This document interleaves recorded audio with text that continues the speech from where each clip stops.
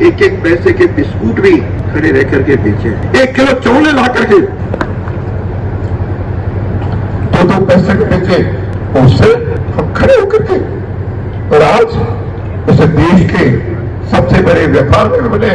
और साथ में हम सब जगह बने हैं, अपना अस्तित्व किया।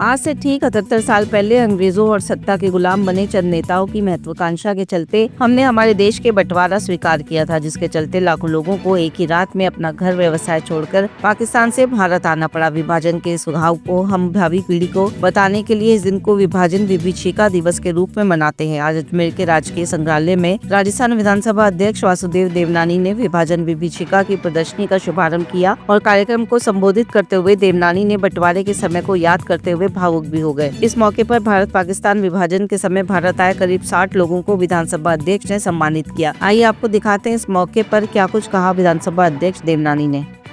आज आजादी की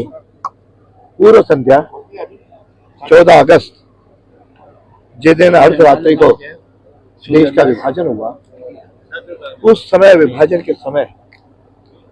लाखों लोगों ने बेघर भी हुए, अपने करोड़ों अरबों रुपए का व्यापार छोड़ करके अपना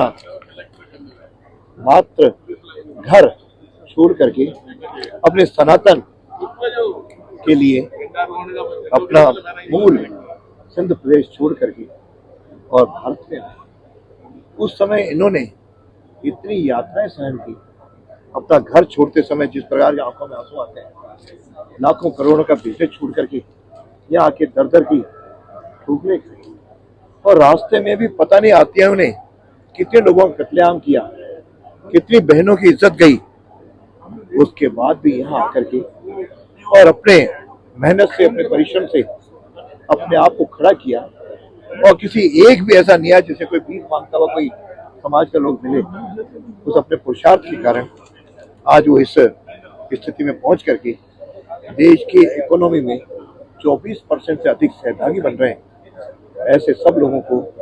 हम नमन करते हैं, और मैं देश के प्रधानमंत्री का अभिनंदन करता हूं, जिन्होंने उस दिवस को एक विभीषिका दिवस मनाने के रूप में एक देश भर में घोषणा की है, ताकि हम उस समय के संस्मरण अपनी नई पीढ़ी को बता सकें, जान सकें। क्यों इतिहास एक बहुत लंबा होता है, जिसे प्रेरणा नई पीढ़ियां लेती रहती हैं। उसे प्रेरणा लेकर के हम अपने भारत को एक उच्च स्तर पे विश्व शिखर में पहुंचाएं, और उसके साथ ये एक अखंड भारत की जो सबकी कल्पना है वह मिले। विशेष रूप से सिंध समाज के मन में दर्द है कि पंजाब को आधा पंजाब मिल गया, बंगाल को आधा बंगाल मिल गया, सिंध समाज को 1 इंच भी जमीन नहीं मिली।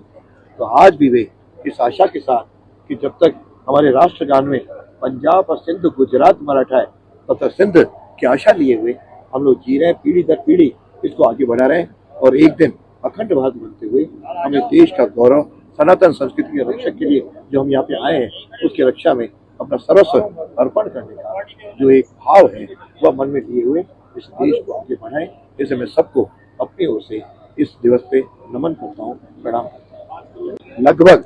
60 से अधिक ऐसे बुजुर्ग जिन्होंने उस विभीषिका को देखा है, जहाँ 75 साल से ऊंचे आयु के हैं, उनका आज हमने श्रीफल दे करके, शॉल उड़ा करके, माला पहना करके, एक स्मृति चिन्ह दे करके उनको सम्मानित किया है, और उनसे अपेक्षा की है वो अपने घरों पे अपनी नई पीढ़ी को भी इस भाव को जगाने में सहभागी। एक यहाँ पर अजमेर के इस म्यूजियम के अंदर एक सिंधु गैलरी, जिसे मुख्यतः विभाजन गैलरी भी होगी, उस 5 करोड़ की लागत से वह गैलरी भी बनने जा रही है। मैं समझता हूँ अगले विभीषिका दिवस से पहले पहले वह गैलरी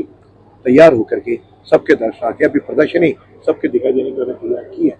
उसको देख करके लोगों के आंखों में आंसू आ रहे हैं, ताकि उस आधार पे हमने किस प्रकार से रेलों को, कटे हुए लोगों को देखा, अपने यहाँ पे दौड़ भाग करते हुए देखा, एक एक पैसे के लिए मार्केट में छोटी छोटी चीजें बेचते हुए देखा, और आज वो जिस शिखर पे पहुंचे हैं, मैं समझता हूँ ये सारी हमारी पुरानी पीढ़ी जिसके त्याग और तपस्या रही है, उन सब के ऋणी है। आइए उन सब का ऋण चुकाने के लिए हमें देश में सनातन संस्कृति की रक्षा के लिए हम जिए और इसको आगे बढ़ा करके भारत के प्रभुत्व को हम आगे